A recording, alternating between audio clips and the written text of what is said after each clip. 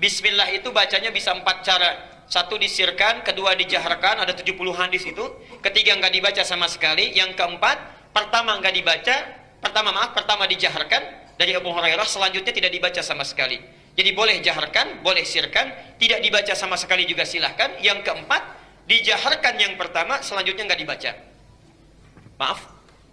Sekarang saya contohkan. Misal, ini Imam Asy-Syafi'i ngajar, datang ke satu tempat misalnya, ke Mesir, Afrika Utara.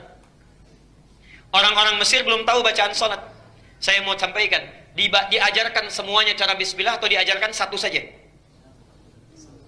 Orang yang belum tahu bacaan sholat, belum mengerti sholat, mau diajarkan seluruh bacaan atau satu saja? Satu. Nggak mungkin keseluruhannya. Baru datang belum pada bisa sholat. Saat baca bismillah bisa dijaharkan, bisa disirkan, bisa tidak dibaca sama sekali. Orang bingung. Pilih salah satu. Nah, saat dipilih salah satu itu, itulah yang disebut dengan madhab. Akhirnya apa? Abu Hanifah memilih nggak baca sama sekali. Malik memilih tidak baca sama sekali. Asy-Syafi'i memilih juga dijaharkan. Ahmad bin Hambal menengahi, saya pilih disirkan saja. Semua ada dalilnya dari Nabi. Ketika dipilih itulah kemudian menjadi namanya apa? Madhab. Guru-guru ini mengajarkan turun murid-muridnya. Ini diantaranya Hanafi, Masya Allah, itu punya murid namanya Abu Yusuf, punya murid lagi Asy-Syaibani, punya murid Ad-Dahlawi, penyebarannya di Asia Selatan. Jadi kalau bapak ibu misalnya ke India, ke Pakistan, madhabnya Abu Hanifah itu, Hanafi. Jadi kalau bismillah itu pasti nggak pakai sama sekali. Kunut nggak pakai kunut, nggak ada kunut subuh, nggak ada. Itu Abu Hanifah pilihannya, madhabnya. Maliki punya murid Ibnu Wahab. Ibnu Wahab punya murid namanya Suhnun. Suhnun punya murid sampai sekarang masih hidup, Syekh Ar-Rabiti. Tinggalnya di Libya. Alhamdulillah saya pernah langsung belajar kepada beliau. Matanya tidak bisa lihat, tapi mata hatinya sangat tajam. Satu kali kami membacakan kitab, kawan kami membacakan. Begitu membacakan kitab, kata Syekh kami ini, Syekh Ar-Rabiti, "Kif ya bunai, tilka nuqtah wa laysatil fasilah." Anakku tolong berhenti di situ, itu katanya titik bukan koma. Kata muridnya, Syekh tapi di sini koma. Bukan, itu bukan koma tapi titik. Barangkali ada noda di situ ke bukunya. Itu terbitan mana? Terbitan sekian. Iya betul, itu halaman sekian, paragraf sekian, baris sekian, huruf nomor sekian. Kalau Anda tidak percaya, bandingkan dengan kitab yang lainnya. Itu Syekh Ar-Rabiti. Masya Allah. Maaf ya, buta matanya karena saking banyaknya baca. Tahajud tidak henti-henti, puasanya rajin, ahli fikih, mata buta karena banyak membaca untuk mendekatkan diri kepada Allah. Antum dikasih mata sampai sekarang bisa lihat, baca Quran aja susah. Sudah susah tahajud, Masya Allah. Yang sunnah tertinggalkan, yang wajib terlambat, cita-cita masuk surga, surganya Firdaus bersama Nabi, ingin melihat Allah langsung, bagaimana? Imam At-Tirmidzi, Masya Allah, amalannya banyak, hadisnya banyak, tahajud tanpa henti, puasa sunnahnya luar biasa. Di ujung hidupnya itu banyak menangis kepada Allah karena takut kalau pulang itu tidak cukup bekalnya. Dan tangisan inilah yang membuat mata beliau menjadi buta. At-Tirmidzi menangis sampai buta matanya karena takut pulang kepada Allah membawa salah. Antum sampai tidur pun kadang-kadang mimpinya itu salah juga. Itu sekarang dulu. Afrika Utara penyebarannya. Jadi kalau Anda ke Afrika Utara, Libya, Tunisia, Aljazair, Maroko, nyebrang dikit Eropanya, Italia, Prancis, Spanyol, itu Maliki madhabnya. Yang kalau bismillahnya nggak dibaca langsung, kunutnya ada tapi disirkan sebelum ruku. Ya, kalau dalam salat subuh itu Maliki, Tapi Syekh Maliki ini nggak pernah keluar Madinah. Murid-muridnya yang datang ke Madinah. Ya, murid-muridnya itu yang tarawihnya sampai 33 kali itu Maliki. Sampai sekarang di Madinah itu 33. Ya, sampai sekarang. Dilengkapkan jadi 36. Ya. Kalau di Mekah 20 sampai dengan 23. Ya. Lihat Asy-Syafi'i. Asy-Syafi'i punya murid Al-Buwaiti. Asy-Syafi'i ini muridnya Imam Malik. Masya Allah, datang ke tempat Imam Malik salah jadwal. Bukan karena salah tidak tahu, bukan. Karena berangkat jauh-jauh, jalan kaki Pak Ibu. Gak ada mobil, gak ada motor, gak ada kendaraan, jalan kaki ke tempatnya Imam Malik di Madinah, ingin mendapatkan pelajaran kitab Al-Muwatta.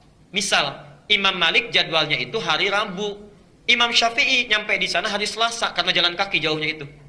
Begitu datang ke situ, berdiri, itu sadar beliau, bukan jadwalnya menunggu di depan pintu seharian. Di depan pintu seharian, Masya Allah. Tidak dibukakan pintu karena bukan jadwalnya. Begitu tiba hari Rabunya itu, ya ilustrasinya, tiba-tiba Imam Malik langsung mengatakan kepada pembantunya, kepada khadimnya, "Iftah," katanya, "ilbab, bukalah pintu itu, di depan sudah ada seorang pemuda menunggu." Padahal Imam Malik gak pernah lihat. Buka pintu di depan, sudah ada seorang pemuda menunggu. Begitu dibuka, datang Imam Asy-Syafi'i itu, ditanya, ya, ada keperluan apa katanya? Punya hajat apa? Kata beliau, saya ingin belajar hadis dari Anda. Kata Imam Malik, apa yang sudah kamu punya? Kata Imam Asy-Syafi'i, hafidhul muwatta, saya sudah hafal kitab Al-Muwatta. Jadi menunggu di depan pintu syekhnya itu sambil menghafalkan kitab Al-Muwatta yang tebalnya itu 2 kali buku ini dalam semalaman hafal. Imam Asy-Syafi'i. Dalam semalaman hafal itu Imam Asy-Syafi'i. Dan dalam keadaan jadi guru besar pun masih tawadhu juga. Guru sedang istirahat, gak diganggu, ditunggu sampai besoknya. Antum taklimnya di mana-mana, terbuka tempatnya, tidak ada halangan, kendaraannya ada. Datang bukan hanya 1 hadis, 10 hadis kadang-kadang disampaikan. Masih nggak mau datang juga. Masya Allah, ya. Dengan cara apa lagi mesti dibimbing? Bahkan ada satu lagi yang tidak disebutkan di sini. Masya Allah, ada orang datang ke tempatnya Imam Malik. Itu jual rumah, jual tanah demi belajar 1 hadis. Datang ke Imam Malik ditolak. Gak mau pulang, kata Imam Malik, cambuk orang itu. Ke pembantunya, cambuk. Begitu dicambuk sekali, 2 kali, 8 kali. Setelah dicambuk 8 kali, orang ini merintih mengatakan, Anda zalim syekh, katanya. Kata Imam Malik, kenapa? Saya sudah jual tanah, jual rumah untuk kesini belajar hadis, tapi Anda pukuli saya, Anda zalim. Lalu apa mau kamu? Sesuai dengan jumlah cambukan tadi, berikan saya 8 hadis. Diberikan oleh Imam Malik 8 hadis untuk membayarnya. Kata orang tadi, Syekh kurang, tolong cambuk lagi sebanyak-banyaknya. Tolong cambuk lagi sebanyak-banyaknya. Orang mau ngambil hadis 8 saja, mau dicambuk dulu. Antum datang ke sini saking mudahnya, dikasih air minuman juga, disediakan snack juga kalau malam Jumat, belum mau juga belajar, dengan cara apa lagi? Cita-cita masuk surga, surganya Firdaus bersama Nabi, ingin melihat Allah tanpa hijab, Masya Allah. Punya murid namanya Al-Buwaiti, Buwaiti punya murid namanya Al-Bukhari. Jadi Imam Al-Bukhari yang nulis kitab Sahih, ya, Sahih Al-Bukhari itu muridnya Al-Buwaiti, madhabnya Syafi'i. Kemudian Wahbah Az-Zuhaili, saya pernah bertemu beliau di Tripoli, ya. Ini orang Syria, sampai sekarang masih hidup. Di antara karyanya Al-Fiqhul Islami wa Adillatuhu, ya.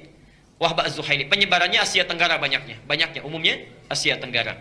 Kemudian Ahmad bin Hanbal Hambali, punya murid namanya Al-Asram, punya murid lagi Syekhul Islam Ibnu Taimiyah, ya, itu Hambali. Kemudian Ibnu Qayyim Al-Jauziyah sampai berakhirnya di Syekh Al-Albani. Penyebarannya di Teluk, ya. Sekarang di Saudi Arabia, misal di Uni Emirat Arab, di Qatar, itu umumnya mazhabnya Hambali. Yang kalau salat bismillahnya disirkan, ya, nggak ada kunutnya kecuali nazilah dan sebagainya, itu Hambali. Jelas sampai di sini? Nah, Indonesia apa?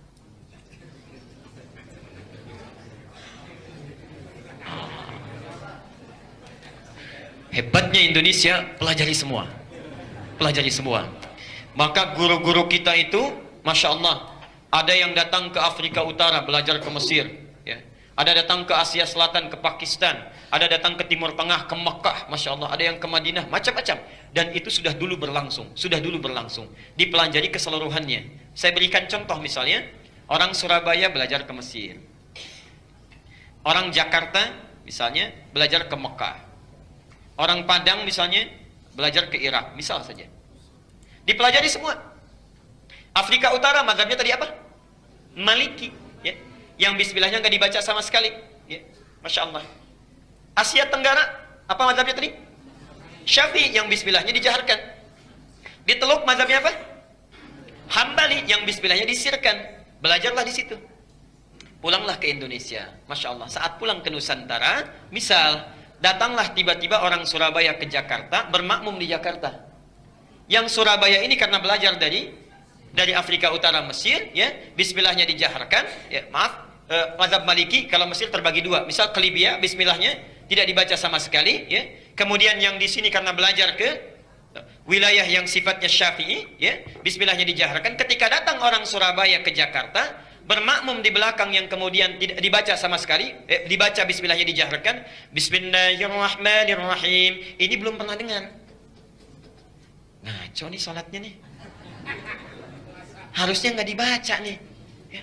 Yang ini juga begitu. Yang ini belajar, ya, Masya Allah. Yang tadinya disirkan dari Teluk, dari Mekah misalnya, datang lagi, datang ke wilayah Surabaya, bermakmum di sini, nggak dibaca sama sekali. Salah nih sholatnya nih. Ini kejadian sampai sekarang. Saya tugas di Mekah 2010, menerima jemaah haji yang pertama. Begitu datang sholat, Masya Allah, isya'nya sholat di situ, Allahu Akbar. Imamnya disirkan, Alhamdulillahi Rabbil Alamin. Imamnya Muhammadiyah sendiri. Begitu sholat subuh imamnya nggak kunut, lengkap sudah itu. Apa saya bilang kan semalam Muhammadiyah kan yang nggak kunut.